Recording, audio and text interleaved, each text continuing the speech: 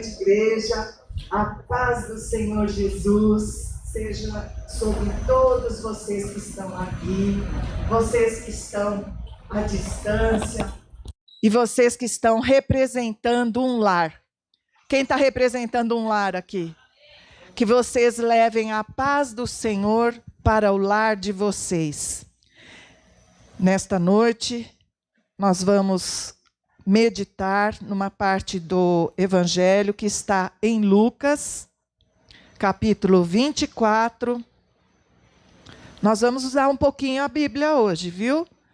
É preciso, porque quando os seus olhos caírem em determinados textos, o Espírito Santo vai ministrar algo especial para vocês. Então, em Lucas 24, 36, nós temos aqui na tela, nós lemos o seguinte: enquanto falavam sobre isso, o próprio Jesus apresentou-se entre eles e lhes disse: paz seja com vocês. Não sei se vocês já notaram, para quem gosta de ler a Bíblia, essa saudação é muito comum no Senhor Jesus. Paz seja convosco, paz seja contigo. Quando o Senhor chegou para Gideão, o que ele falou?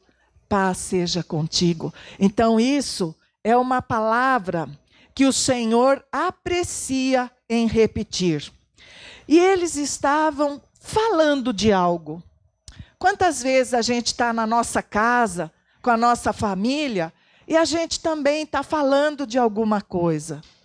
E engraçado que aqui nesse texto, enquanto eles estavam falando, algo aconteceu. Mas o que, afinal, que eles estavam falando? Eles falavam que algumas mulheres tinham ido ao túmulo do Senhor Jesus. Se você se lembrar, o Nicodemos e o José de Arimateia pediram autorização para Pilatos para pegar o corpo do Senhor e poderem sepultá-lo. E eles devem ter feito aquela medida preventiva para cuidar do corpo, como era costume daquela cultura, passar ungüentos no corpo, enrolar nos lençóis, fazer toda aquela preparação. Só que, como as mulheres estavam olhando de longe, elas não perderam de vista isso que estava acontecendo, e você que é mulher sabe, se a gente der uma tartaruga para 2 homens tomarem conta, a gente pensa que a tartaruga vai fugir. Pode ser que não fuja, mas a gente, como mulher, pensa isso. E as mulheres estavam olhando lá os homens e elas falaram, não é possível, eles não devem ter feito direito. Então, elas tinham ido no domingo, bem cedinho, com especiarias. Elas tinham ido ao túmulo, onde elas viram que Jesus foi sepultado. Elas estavam preocupadas, porque o túmulo tinha uma pedra. Essa pedra tinha, nos meus cálculos, pelo menos 1 tonelada. E essa pedra corria por um escaninho. Ela era redonda, fechava a porta do túmulo. Para poder alguém entrar, ela tinha que ser rolada para cá. E pelos trabalhos de arqueologia, já se sabe que, além da pedra ser pesada, ela tinha também um dispositivo de ferro, como se fossem colocar um cadeado lá. Porque havia uma preocupação para não roubarem o corpo de Cristo. E elas estavam preocupadas, mas quando elas chegaram no túmulo, elas tinham ouvido um barulho, porque houve um terremoto, e elas chegaram lá e viram um anjo sentado na pedra. Mas elas não viram Jesus. E o anjo pergunta para elas, por que vocês estão procurando entre os mortos aquele que vive? Ele ressuscitou. E ressuscitar para o cristianismo é uma coisa importantíssima. A Bíblia fala que se nós não acreditarmos na ressurreição de Cristo, toda a nossa fé não tem validade nenhuma. Por quê? se Cristo ressuscitou, nós também vamos ressuscitar. E elas tinham tido essa visão do anjo, tinham visto lá dentro que o corpo não estava lá, mas o anjo não deu mais notícias. E elas estavam saindo, pensando, ele ressuscitou. E quando elas estavam saindo, o Senhor Jesus apareceu para elas. E Jesus estava lá na frente delas e elas se abaixaram e abraçaram os pés dele, assim como eu fiz com a Larissa outro dia, abracei os pés dela, elas fizeram isso com o Senhor. E eles estavam falando disso tudo, também estavam falando que Jesus havia aparecido sozinho para Maria Madalena. E aí, enquanto eles estavam falando, chegaram mais 2 discípulos, não apóstolos, 2 discípulos, que eles estavam a caminho de uma cidade chamada Emaús, e de repente, um forasteiro parou ao lado deles e começou a conversar e começou a demonstrar as escrituras, a mostrar desde os escritos de Moisés, dos salmos escritos por Davi, dos profetas, falando que tudo previa sobre a vinda do Messias. E eles estavam falando essas coisas, estavam maravilhados, e isso nos faz pensar que muitas vezes aquilo que nós estamos falando pode ser o motivo do Senhor se manifestar no nosso meio. A Bíblia fala que quando 2 ou 3 estão reunidos no seu nome, o Senhor Jesus se apresenta no nosso meio. Isso é para te dar fé. Porque às vezes você está orando com mais um amigo, uma amiga, sua esposa, seu esposo, mais um filho, 2 ou 3, não precisa ser uma multidão. E o Senhor está trabalhando na nossa vida. E eles estavam falando também que Jesus havia aparecido para Pedro. Engraçado que o que as mulheres falaram, eles não acreditaram muito. Mas eles estavam cientes que Jesus também tinha aparecido para Pedro.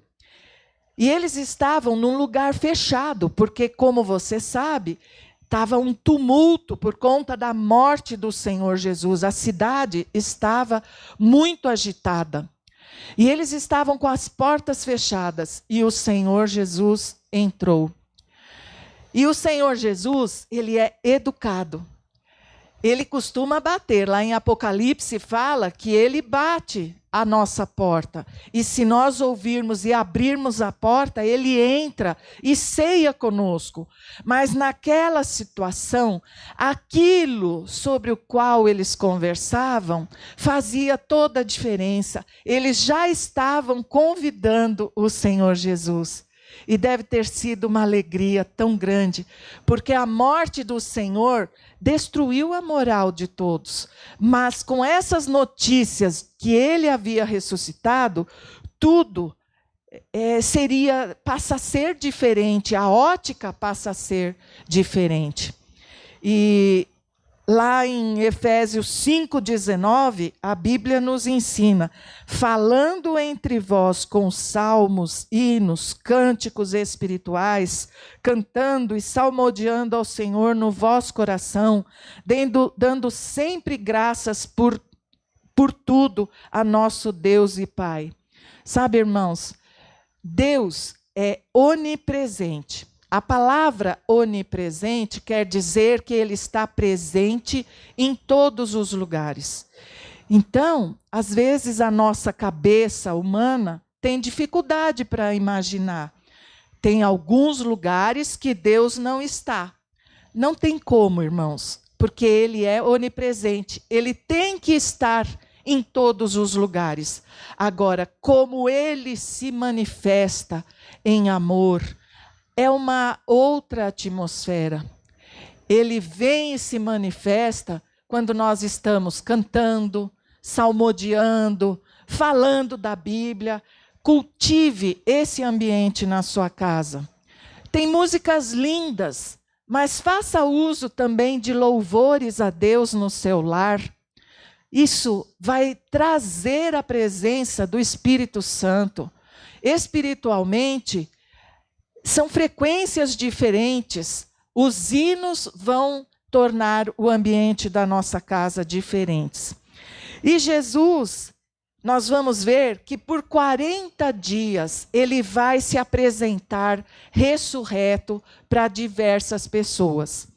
Eu fiz uma lista de para quais pessoas ele se apresentou. Você gostaria de ver o Senhor ressurreto? Você sabia que não é impossível? Nós vamos ver isso. Em primeiro lugar, Maria Madalena. Depois, se você quiser saber onde encontrar isso na Bíblia, me procure. Ele apareceu para várias mulheres. Ele apareceu a 2 discípulos no caminho de Emaús. Ele apareceu a Pedro. Depois ele aparece para vários dos discípulos. Numa outra vez, para 10 discípulos, sem a presença de Tomé. Depois, no Mar da Galileia, ele aparece a 7 discípulos. Depois ele vai aparecer a mais de 500 pessoas. Depois ele vai aparecer a Tiago. E na hora da ascensão, várias pessoas vão vê-lo. E por último, ele vai aparecer ao apóstolo Paulo. Das várias aparições que eu citei aqui, a Bíblia pode não ter contado todas. É possível, não é algo inimaginável que ele tenha aparecido para mais alguém. Só que a Bíblia entendeu que nós deveríamos tomar ciência dessas pessoas aqui. Então, das aparições individuais, olha só, que gratidão não deve ter tido a pessoa individual que recebeu a visita do Senhor Jesus ressurreto. A primeira pessoa, Maria Madalena. Segunda, Pedro. Terceira, Tiago. Quarto, Paulo. E em último lugar, eu deixo aqui para vocês decidirem. O apóstolo João, ele foi, bem dizer, arrebatado para receber a revelação do Apocalipse. Então, ele viu Jesus ressurreto. Mas é uma forma diferente e foi muitos anos depois. A primeira pessoa que viu Jesus foi uma mulher. O Senhor Jesus foi tão misericordioso conosco, mulheres, porque vocês sabem qual que era a importância da mulher naquela época. Era muito relativa. Se ela tivesse filhos, de preferência filhos homens, ela seria mais valorizada.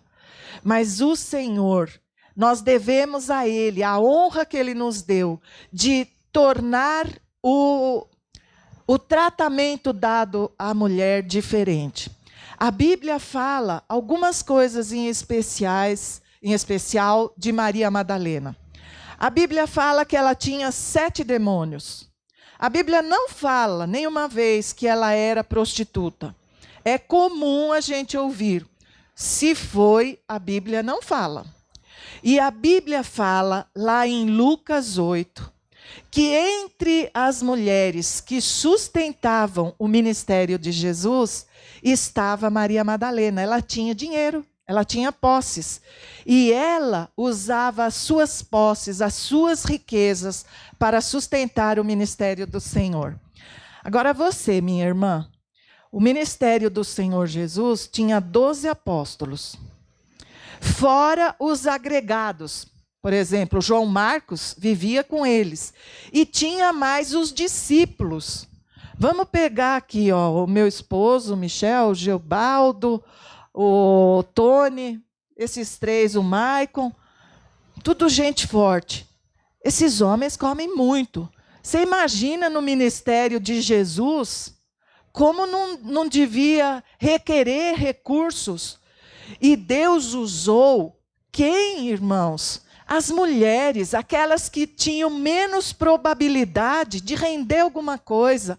O ministério do Senhor Jesus foi sustentado pelas mulheres. Leia depois em Lucas 8.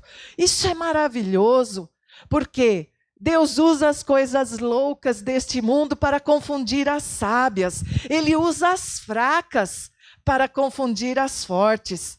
Então, se por acaso você se sente fraco, fraca, você é um forte candidato para o Senhor Jesus te usar. E essa mulher, ela teve a honra, a Bíblia trata ela com essa honraria, foi a primeira.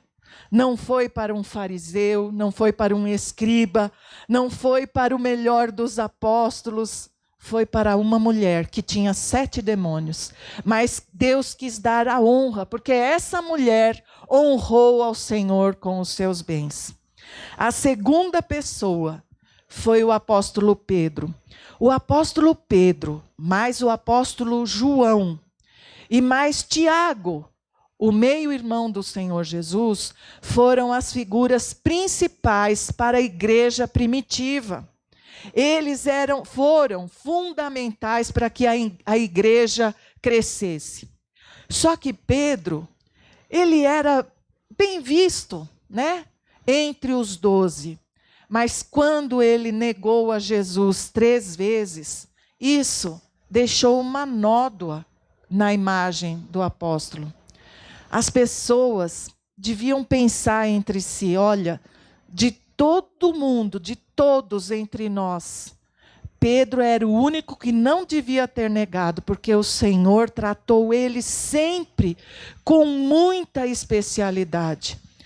Então, irmãos, Pedro recebeu a visita do Senhor ressurreto por um ato de misericórdia maravilhoso. O Senhor precisava retratar a imagem desse apóstolo. O Senhor precisava dar essa honraria para ele. Veja em Lucas 24, onde nós lemos, no versículo 34, que eles estavam conversando e diziam, ressuscitou verdadeiramente o Senhor e já apareceu a Simão. E isso veio para as Escrituras, de modo que todo mundo, com o passar dos séculos, lendo, não pensasse no apóstolo Paulo como aquele infeliz que negou o Senhor. E viu e apareceu a Pedro, é uma honraria que o Senhor deu. O terceiro para quem o Senhor apareceu é Tiago. E as pessoas ficam perguntando, a Bíblia fala de 4 Tiagos. O Tiago, que era irmão do apóstolo João, só que esse Tiago foi o primeiro mártir da história. Ele morreu no ano 44 por ordem do rei Herodes Agripa I. Então, ele foi o primeiro mártir, morreu muito cedo.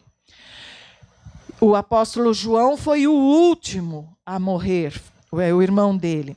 Existe um outro Tiago que foi discípulo, estava entre os 12. Era chamado Tiago, o menor. O menor por quê? Talvez ele fosse o mais jovem, ou talvez ele fosse o menor em estatura. E existe um apóstolo chamado Judas, que não é o Iscariotes, havia 2 Judas. O pai dele também chamava Tiago. Agora, o 4º Tiago, que foi o Tiago para quem o Senhor ressurreto apareceu, era meio-irmão do Senhor Jesus por parte de mãe. Aliás, não sei se você sabe, o Tiago e o João eram primos do Senhor Jesus, porque eles eram filhos de Salomé, e Salomé era irmã de Maria, mãe de Jesus. Então, esse meio-irmão, o Tiago, ele foi, ao lado de Pedro e João, um dos ícones, um dos principais no princípio da igreja. E o Senhor deve ter passado instruções, a Bíblia não fala, mas apóstolo Paulo testifica que o Senhor apareceu para esse Tiago. E o Senhor deve ter passado instruções para que a igreja dele fosse edificada. O 4º para quem o Senhor apareceu individualmente foi o apóstolo Paulo. O apóstolo Paulo vai nos ensinar muito esta noite a maneira como o Senhor tratou com ele. Ele se chamava Saulo, e Saulo vem do nome Saul, que foi o primeiro rei de Israel. Ele era um judeu turco, porque ele nasceu na cidade de Tarso, e Tarso fica na Turquia. Ele estava a caminho de Damasco. Damasco existe até hoje, é a capital da Síria. E ele levava cartas para poder perseguir os da igreja, que naquele tempo se denominavam os seguidores do caminho.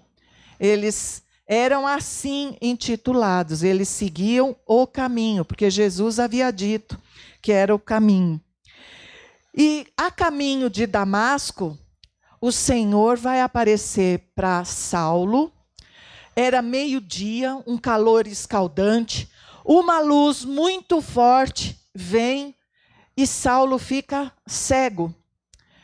E as pessoas, os soldados que estavam com ele, veem aquela luz, ouvem um pouco da voz, mas a voz era de Jesus. E Jesus fala com ele: Saulo, Saulo, por que tu me persegues? E ele perseguia a igreja, aqueles que eram do caminho. Mas só que o Senhor Jesus tomou as dores e falou: por que você está me perseguindo? E ele responde: quem és tu, Senhor? Aí Jesus vai falar nome e sobrenome: eu sou Jesus de Nazaré, a quem tu persegues. E aí o Saulo já sem enxergar, ele vai ficar 3 dias sem enxergar. E o Senhor vai começar a tratar de modo totalmente diferente a vida desse homem.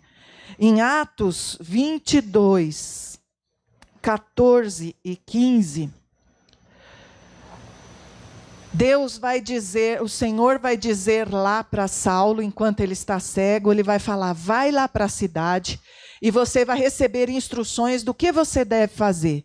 E lá na cidade ele estava orando e jejuando, e ele teve uma visão e viu um homem chamado Ananias, que vinha, punha a mão sobre a cabeça dele e ele passou a enxergar. E foi exatamente isso. Deus comissiona a Ananias. Ananias vai até a casa onde estava o Saulo, e Ananias vai dar um recado para ele. O versículo 14 vai dizer, são palavras de Ananias, que ele expressa por ordem do Senhor Jesus: o Deus de nossos pais, de antemão, te escolheu para conheceres a sua vontade e ver o justo e ouvir a voz da sua boca.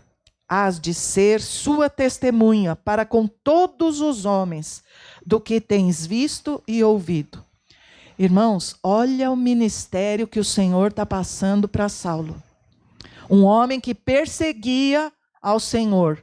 Ele está dizendo que aquele homem foi escolhido por Deus para ver o Senhor Jesus e para ser testemunha para com todos os homens. E isso se cumpriu. O apóstolo Paulo foi o escritor de 2/3 do Novo Testamento. E se você olhar no versículo 18, 3 anos depois, foi quando aconteceu isso, ele já estava no templo, orando no templo em Jerusalém. O próprio Senhor vai aparecer para ele e vai falar: apressa-te e sai logo de Jerusalém, porque não receberão o teu testemunho a meu respeito. Então você está vendo que Jesus ressuscitou, apareceu para aquelas pessoas, mas ele continua aparecendo para o apóstolo Paulo. E eu não vou ler, porque a gente já sabe de cor o texto de 1 aos Coríntios 11, 23, que ele fala: porque eu recebi do Senhor sobre a Santa Ceia. A Santa Ceia foi ministrada assim, olha, o Senhor Jesus para porque aí ele já mudou o nome. Ele escolheu ser chamado de Paulo, que quer dizer pequeno. Ele já não quis mais ser Saulo. E eu quero também te convidar para abrir em 2 Pedro, capítulo 3, porque durante o ministério, o Paulo precisou repreender o apóstolo Pedro.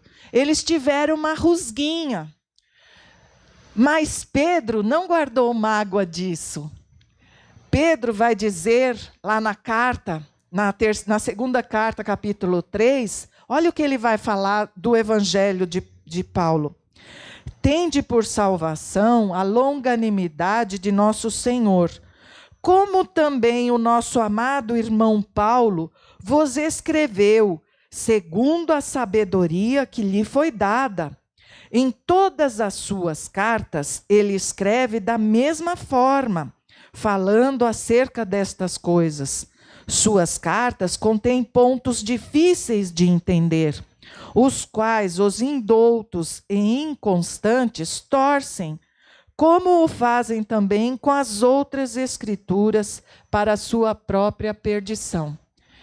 Veja, não só o apóstolo Pedro não guardou mágoa nenhuma, como ele ficou fã. Ele lia todas as cartas. O Paulo escrevia para Tessalonicenses, para os Gálatas, para os de Éfeso, e Paulo tinha acesso às leituras dessa carta. Alguém talvez copiasse e mandasse para ele lá em Jerusalém, o que está muito correto, porque se Paulo era um dos principais, um dos líderes para a igreja primitiva, era correto que se fizesse isso. E o Pedro está falando que em todas as suas cartas há pontos difíceis de entender. Sabe por quê? Porque a experiência que o apóstolo Pedro teve foi de conviver com o Senhor Jesus, e agora que o Senhor Jesus já estava glorificado, o Espírito Santo dava insights para os apóstolos, mas com o apóstolo Paulo era diferente. Se você for querer estudar sobre o arrebatamento, o maior autor, escritor sobre o arrebatamento foi o apóstolo Paulo, para quem o Senhor falava para ele as coisas que ele queria. Se você agora puder abrir em 2 Timóteo, em 1 Timóteo 2,7, nós vamos ver o chamado que Deus fez para ele. Olha, o próprio apóstolo Paulo falando: para isso fui designado pregador e apóstolo. Digo a verdade, não minto, mestre dos gentios na fé e na verdade. E se você... nós lemos primeira, né, a Timóteo, se você for um pouquinho para adiante, 2 Timóteo 11, ele também vai falar, do qual fui constituído pregador, apóstolo e mestre. Irmãos, não é fácil ser, às vezes, evangelista. Esse homem foi constituído mestre, apóstolo, pregador. E também, se você for lá em Atos 26:16, ele vai falar que foi constituído ministro do Evangelho. Então, a diferença de ministério dos 11 discípulos, dos 11 apóstolos, para Paulo, é porque Paulo recebeu diretamente do Senhor. Irmãos, eu não sei você, eu gostaria muito que o Senhor ministrasse na minha vida de uma forma que me enchesse mais ainda, que eu recebesse mais e mais do Senhor. Eu tenho fome e sede da palavra de Deus, da presença do Senhor. E o apóstolo Paulo teve esse privilégio. E eu vi um texto lá em João 14:19, que o Senhor Jesus fala: o mundo não me verá mais, mas vocês me verão. Existe essa possibilidade de nós vermos o Senhor Jesus. Você sabia, eu tenho acompanhado alguns testemunhos de alguns muçulmanos, eu tenho visto eles falarem: o Senhor tem se manifestado a muçulmanos. Porque, irmãos, aquele povo, eles crescem desde pequenininhos, como se não tivesse oportunidade de pensar por si mesmos. Se o Senhor não usar este tipo de método para falar com eles, seria muito difícil alcançá-los para o reino de Deus. Então, se você tem sede, tem fome de conhecer mais de Jesus, peça ao Espírito Santo. Não fique achando que foi só naquela época, só com a igreja primitiva. Não. O mundo não me verá mais, mas vocês me verão. E quando a gente pede isso para Deus, é um pedido que Deus tem vontade de atender. Porque lá em Mateus fala que se nós, sendo maus, sabemos dar boas coisas aos nossos filhos, quanto mais o Pai não nos dará o Espírito Santo. Irmão, eu quero te incentivar. O Senhor apareceu para muitas pessoas, no coletivo também. E foi maravilhoso. Se ele tivesse aparecido para 4 ou 5 somente, talvez tentassem anular, como tentaram, falando que Jesus não havia ressuscitado, inventaram 1000 mentiras, pagaram testemunhas falsas, mas não foi suficiente. Ele apareceu para um vasto número de pessoas. E eu quero te incentivar, busque ao Senhor, busque senti-lo, busque uma nova fase na sua vida. Não se contente em não ver mais do Senhor. Existe muito e grandes coisas estão por vir sobre aqueles que se dispuserem a conhecer mais ao Senhor. Tenha um tempo para falar com o Senhor, com salmos, com cânticos. Converse com Ele como filho. Você pode chamar Ele de Abba Pai, que quer dizer paizinho.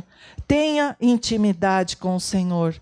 E quando eles estavam falando sobre isso, sobre coisas grandiosas, o Senhor entra.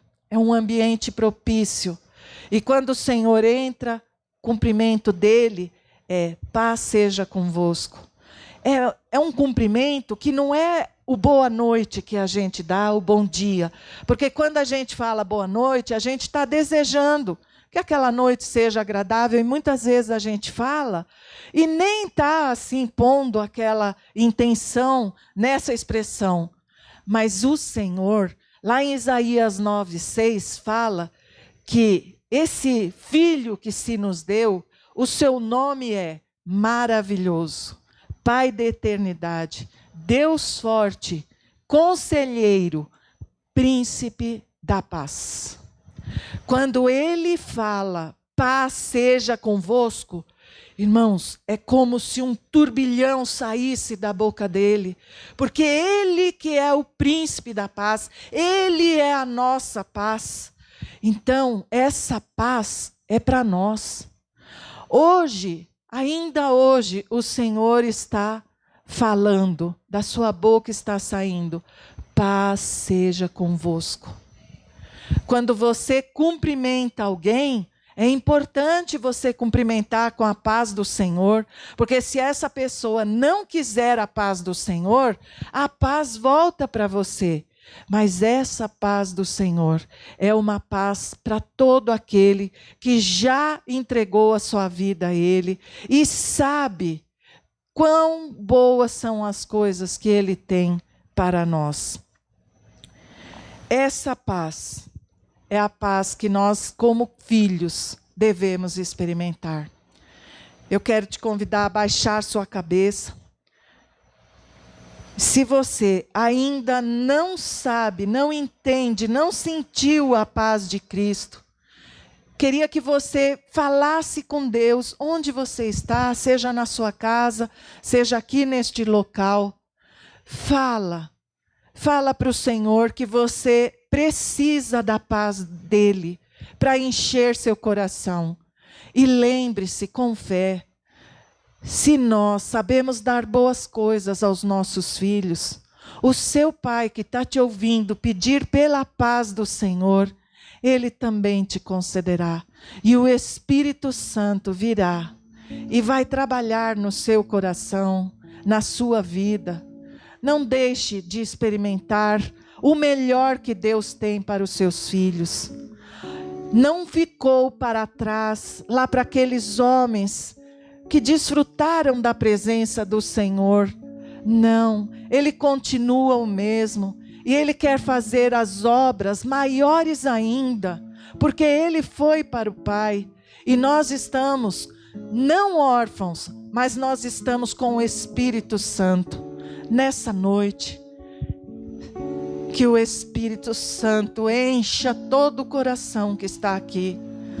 Coração vazio, coração meio cheio, seja qual for o seu coração, que o Senhor renove a sua promessa sobre sua vida, que o Senhor te mostre, que o Senhor te fale das garantias que Ele tem para todo aquele que se entrega nas mãos dEle. Seja um filho, mas não se sinta um filho qualquer, sinta-se um filho privilegiado, amado. Se só existisse você, o Senhor teria vindo por sua causa. Veja como você vale, como você é importante para o Senhor. Não deixe Satanás te enganar com pensamentos que sejam diferentes disso. Você vale muito para o Senhor. Ele já investiu muito na sua vida, mas Ele quer mais. Sinta a mão de Deus na sua vida, te impulsionando para mais. E você vai viver o impossível de Deus. Você vai ver anjos subindo e descendo. Mas não é só isso não. Você vai ver o seu Salvador. Você vai sentir o que Ele preparou para aqueles que o amam. Que Deus abençoe a sua vida.